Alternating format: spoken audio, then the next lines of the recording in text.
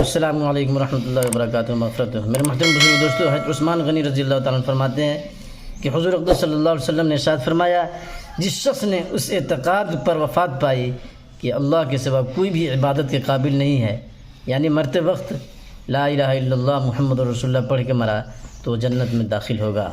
یہ حدیث مسلم شریف میں ہے، جلد نمبر 1 ہے، صفحہ نمبر 9، حدیث نمبر 14، باب 9 کتاب الایمان میں ہے۔ میرے عزیز دوستو، اپنی زبان قابو میں رکھ، کسی کو برا کہنے سے چپ رہنا ہی بہتر ہے۔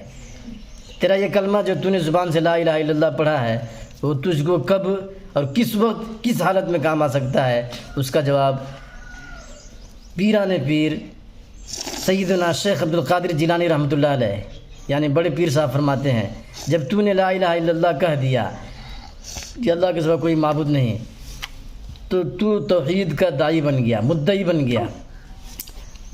گیا۔ اب یہ تیرے کلمہ پڑھنے کا، یہ تیرے توحید کا گواہ کون ہے؟ تیرا عمل ہے۔ کوئی عمل بغیر موافقت سنت کے قبول نہیں، کوئی عمل بغیر اخلاص کے قبول نہیں۔ بڑے پیر صاحب فرماتے ہیں کہ تجھ پر افسوس ہے کہ تیری زبان مسلمان ہے مگر دل مسلمان نہیں، تیرا قول مسلمان ہے مگر فعل مسلمان نہیں، تو اپنی جلوت میں مسلمان ہے مگر خلوت میں مسلمان نہیں۔ باہر مسلمان رہتے ہیں، اندر کیا رہتے ہیں کہ اللہ بہتر جانے۔